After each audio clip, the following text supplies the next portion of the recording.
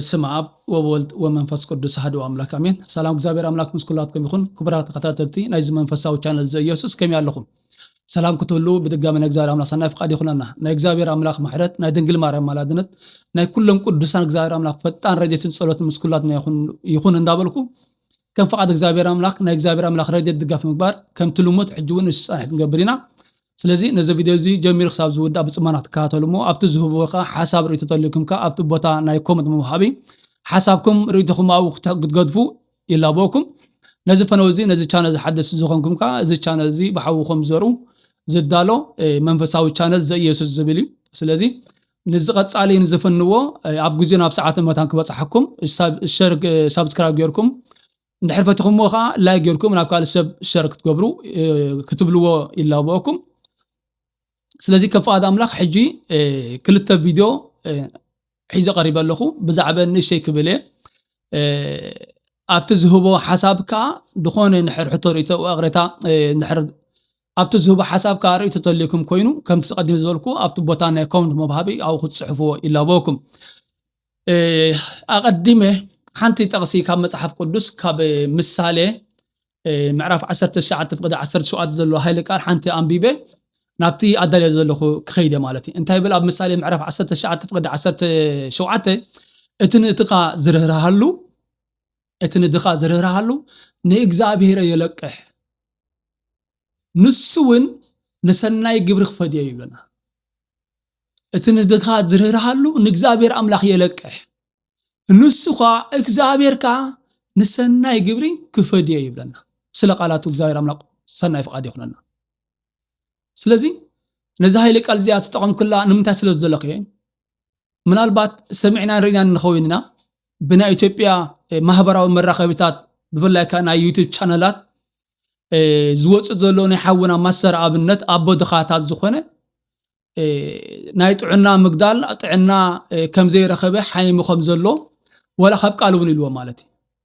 ብጣዕሚ ብዙሕ ሰብ ሓዚኑ ብዙሕ ሰብ ጉሂዩ ወላኮ ሰብ እንተኾነ ከሐምም ወላኮ ስለቲ ዝገብሮ ዘሎ ሰናይ ነገር ገለ ንዕኡ ንጸጋ ዝኸውን ጽባሕን ግሆ ናብ ዝበለጸ ደረጃ ከብጽሕ ዝኽእል ብእግዚአብሔር አምላክ ንሰናይ ንበረኸ ዝኾነ ፈተና ክፍተንካ ወላ ሰብ እንተኾነ ግን ከምዚ ዓይነት ሰብ ከሐምም ስለ ዘይደልዮ ምክንያቱ ነቶም ዝሓመሙ ሕማሞም ከሕማሙ ገይሩ ኣብ ኩንዶም ዝሓምም ነቶም ዝጠሚው ጥሜቱ ገይሩ ኣብ ኩንዶም ዝጠሚ ነቶም ዝዓረቁ ልብሱ እንተልይዎ ካብናቱ እንተዘይልዎ ካብቲ ዘለዎ ለሚኑ ልብሶም ለቢሶም ንኽማምቆ ዝገብር ስለ ዝኾነ ከምዚ ዓይነት ሰብ ኣብዚ ባና ኣብዚ ዘበና ዝኻ ከምዚ ዓይነት ኡምን ሰብ ክርከብ ስለ ዘይክል ሓደ ክልተ ስለ ዝኾኑ ስለዚህ ነዚኦም ምኽሳር ማለት ኣቦ ድኻታት ኣቦ ጽጉማት ነቶም ድኻታትን ጽጉማትን ሽግራትን ኣረግተውትን ነቶም ኣብ ጎደና ዝድርበዩን ንዖም ዓይኖም ወዓር ማለት እሞ ኩላትና እቶም ብገንዘብ እንሕግዝ ብገንዘብ እቶም ብጸሎትካ ብጸሎት ንሓውና መሰራብነት ንእግዚአብሔር አምላክ ምሕረት ክገብረሉ ስለቲ ዘለዎ ስቃይ ስለቲ ዘለዎ ቃንዛኻ እግዚአብሔር አምላክ ጥዕኑ ናብ ንቡር ክመሰሉ ምክንያቱ ነቶም ዝጸጎም ሕዋትና ንኽሕሾም ነቶም ዝሓመሙኻ ኣብ ትሕቲ እግዚአብሔር አምላክካ ካብቶም ዘለዎም እግዚአብሔር አምላክ ጸጋ ዝሃቦም ካብኦም እንዳለመነ ጥዕኖም መታን ክረኽቡ ክሕግዞም ናብቲ ንቡር ስርሑ ክምለስ ኩላትና ክንሕግዝ ኩላትና እቲ ዝግባእና ክንዋጻእ በዚ ኣመልኪቴ ክሕብረኩም ይደሊ መሰር ኣብነት ሓውና ንርየና ማለት ንፈልጠና ኩላትና ኣቀዲመ ግን ቅድሚ ምዝራበይ እታ ቪድዮ ዝበላ ኣብ ኢንተርቪው ሓንተ በዛሓተቱ ሕቶን ብድሕሪያኻ ካልኣይቲ ሕቶውን ካልኣይቲ ቪድዮውን ባዕሉ እቲ ህዝቢ ኩሉ ብኮመንትን ብዝተፈላለዩ ማስ ሚድያን ክዛረብ ምሰምዐ ንዖም ምላሽ ንኽትከውን ኢሉ ዝመለሳ መልሲ ካላ ቀደም ተኸተል ጌር ከቕልበልኩም እየ።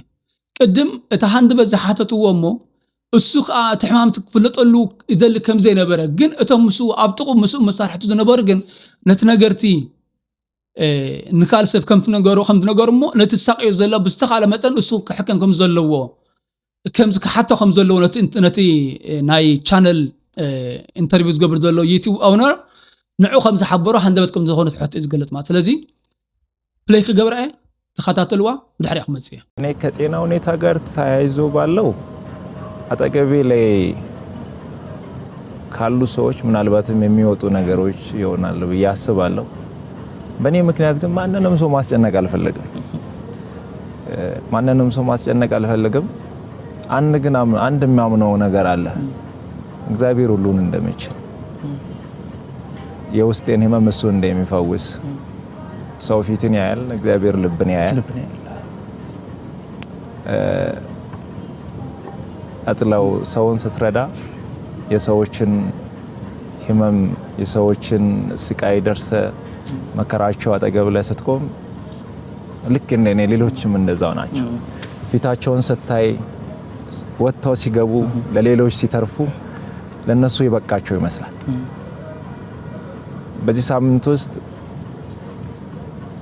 በአንድ ወር ባልሞላ ጊዜ ውስጥ 5 ሰው በጣም የህክምና ወጪያቸውን ላይቭ ላይ ቁጭ ብለን ከደጋግ ኢትዮጵያውያን ሰብስበን ወደ ህንድ ሀገር ሄደው እየታከሙ ያለው አሉ። በቅርቡም የሚሄዱ አሉ። በብር ሲተመኑ ብዙ ብር ነው አይደል? ከብር ወደ 30 ሚሊዮን ብር አካባቢ ተሰብስበዋል። አንድ ሰው መቀመጥ አልችልም። ለነሱ እኔ እርዳታ ሲሰበስብ ቁጭ ብዬ አይደለም መቀመጥ አልችልም። መቀመጥ የማልችልበት ምክንያት አለ። እነሱ ደግሞ ተፈውሰው ሲመጡ እኔ በረታለሁ።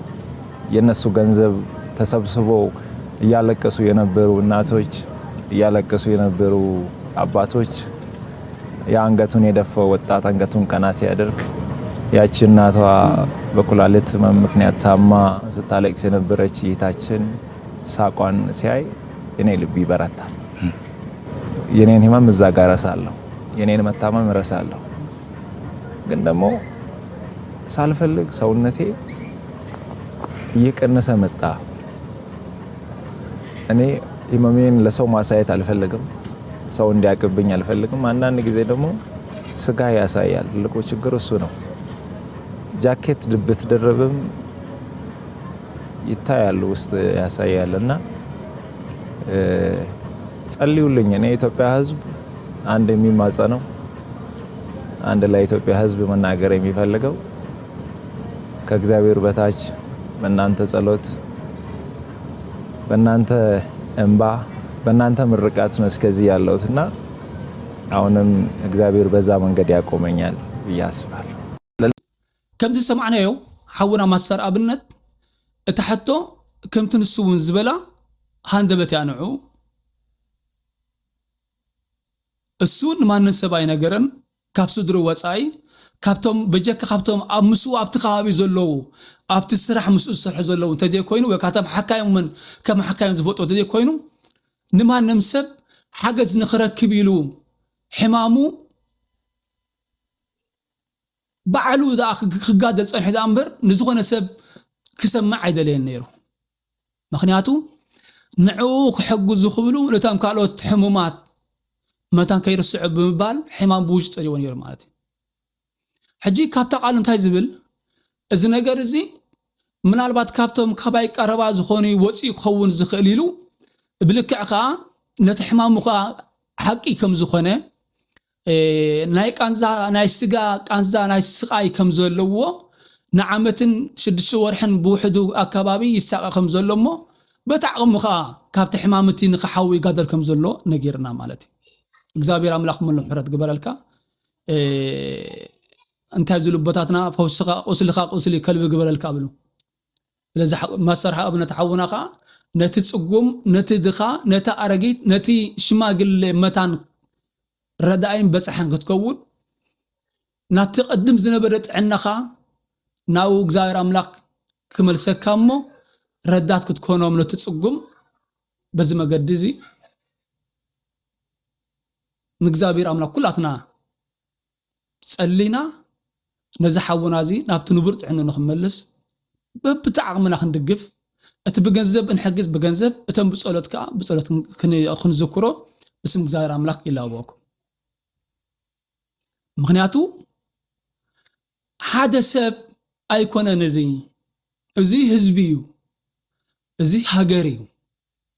ማሰር ኣብነት ማለት እቲ ኩሉ ኣብ ምድሪ ሓበሻ ዘሎ ጽጉም ብፍላይ ኩሕጂ ምድሪ ሓበሻ ተልናት ብኤርትራ ብልክ ዓይርክ ብዙሕ ማለሲ ካኣቱ ይክእልኒ ግን ነቲ ኣብ ኢትዮጵያ ዘሎ ዝተፋለየ ዓይነት ብሔር ዘለዎ ዝተፋለየ እምነት ዘለዎ ንዝተጸገመ ንኩሉ ዝሕግዝ ዓለት ኣይፈልን ሃይማኖት ኣይፈልን ቋንቋ ኣይፈልን ሕብሪ ገጽ ኣይፈልን ስለ ዝኾነ ኸዓ እዚ ኣብ ኩሉ ስለ ዝኾነ ኩላትና በብታዕቕምና ክንሕግዞ እስም እግዚአብሔር ኣምላኽ ምሕፀነኩም ናብታ ካልኣይቲ ቪድዮ ክሕልፈኩም እዛ ኣብ ቃለም ሕተ ዝሓተተሞ ዝመለሰሃ መልሲ ሸር ምስ ተባሃለት ናይቲ ኩሉ ህዝቢ ሪስፖንድ ናይቲ ኩሉ ህዝቢ ግብረ መልሲ ምስ ረኣየ ነቲ ህዝቢ ንኽረጋግኢሉ ዝሃባ መልሲ ኸዓ ኣስዒበ ከቕርባየ ጽሊላ ንካተላ መታመሜን ሰምታችሁ በጣም ብዙ ሰዎች እየተጨነቃችሁ ነው። መታመሜን የነገርኳችሁ እንድትጨነቁ ፈልጌ ሳይሆን እንድትጸልዩልኝ ስለሚፈልግ ነው። በርግጥ አዲስ ሚዲያ ኔትወርክ ጋር በነበረን ኢንተርቪው ቆይታ ጋዜጠኛው በድንገት ሲጠይቀኝ መታመሜን ነግራችኋለሁ። አሁንም ቢሆን ሁላችሁም በየእምነታችሁ እንድትጸልዩልኝ እፈልጋለሁ። ህመሙ የጀመረው አሁን አይደለም፣ ተላምደናል። ዛሬ 1 ዓመት ከ5 ወር አካባቢ የሚሆን ይመስለኛል። ያኔ ጎፋ በመሬት ናዳ ምክንያት ወገኖቻችን በሞቱ ጊዜ ለማገዝ እዛ ነበርኩኝ። እዛ ታመምኩ። ከዛ በኋላ ህመሙ በዛው ነው የቀጠለው። እስካሁን ባለው የህክምና ክትትል እያደረኩ ነው። ቀጣይ ያለው የህክምና ሁኔታ በቅርቡ ከሀገር ውጪ ሄጄ በቂ ህክምና አደርጋለሁ። ህክምና ብቻ ሳይሆን በዚህ ሰዓት ለኔ የሚያስፈልገው ኢትዮጵያ እናቶች፣ ኢትዮጵያ አባቶች፣ ወጣቶች ሁላችሁም በየእምነታችሁ እንድትጸልዩልኝ እፈልጋለሁ። እኔ ወደ ህክምናው እስከሚሄድ ድረስ የታመሙ አልጋ ላይ ያሉ ወገኖችን እያሳከምን እንቆያለን። በመጨረሻም አንድ ማለት የሚፈልገው በዚህ ሰዓት ለኔ የሚያስፈልገኝ አንድ ነገር ብቻ ነው። አሁን ከሚነግራችሁ ነገር ውጪ ለኔ ምንም ነገር አያስፈልገኝም። ሁላችሁም በየእምነታችሁ ጸልዩልኝ። ጸሎትና ጸሎት ብቻ ነው ኦኬ ከብዛ ሰማዕና ያዚኣኻ ብዛዕባ ናይቲ ሕማሙ ብልክዕ ሓይሙ ከም ዘሎ እቲ ሕማሙ መዓስ ከም ዘጋጠሞ ኣበይና ቦታ ከም ዘጋጠሞ እንታይ ነገበረ ከሎ ከም ዘጋጠሞ ኩሉ ነገርና ማለት እዩ። ኣብዚ ጎፍ ዝበሃል ቦታ ኣብ ናይ ኢትዮጵያ ቅድሚ ናይ ዓመትን ናይ 2 ዓመት ኣካባቢ ዝኸውን ለይቲ ደቂሶም ከለው እቲ ብልዕልዮም ዝነበረ ጎቦ ፈሪሱ ደቂሶም ከለው ኣብታ ሰላማዊ ቤቶም ኣብቲ ንጽባሕን ጎ ክንትሲና ኢሎም ኣብ እግዚአብሔር ኣምላኽ ኣሚኖም ደቂሶምና ዝነበሩ ኣብኡ ምስ ተደበዩ ንዖም ነቲ ረሳ ንኸውፁ ኣብ ዝፍሕሩሉ ዝነበሩ እዋን እቲ ሕማምቲ ኣብኡ ከም ዝጀመረ ነግረና ዘሎ። ስለዚ ንዝተሸገሩ ንዝተጸገሙ ወገናት እንዳበጽሐ ከሎ እቲ በጽሐይ ሕጂ ክብጻሕ ኣብ ዓራት ክሕይዝ ፍጽም ከቢድ ነገር እዩ። ስለዚ ንሓውና እግዚአብሔር ኣምላኽ ምሉ ምሕረት ገብረሉ ናብቲ ዝነበረ ናይ ቅድሚ ሕጂ ጥዕኑ ተመሊሱ ነቶም ዝተጸገሙ ወገናት ክሕግዝ እግዚአብሔር ኣምላኽ ሓይልን ብርትዕን ክህቦ ኩላትና ኣብ ጸሎትና ንዘኩር ኩላትና ኣብ ጸሎትና ንዘኩር ሓደራ። ነዛ ቪድዮ እዚኣ ኸዓ ደስ እንተይላትኩም ርህራሄ ልቢ እንተልይኩም ጥራይ ነዛ ሕጂ ኣነ ቪድዮ ዝሰርሓ ዘሎ ቅጣይ ይኮነስ ወላ ኣብትና ተኣትይኩም ነተናቱ ሸር እንዳበልኩም ናብ ካልእ ሰብ ናብ ብዙሕ ንኽባጻሕ እሞ እሱ ኸ ነታ ሓሲብዎ ዘሎ ናብ ደገ ኸይዱ ንኽሕከም اتي جنزباوي فاينانشال عقم متان نخركب كلاتنا اجامنا خن واصا حدرا يبل مغنياتو كم تقالو زبلو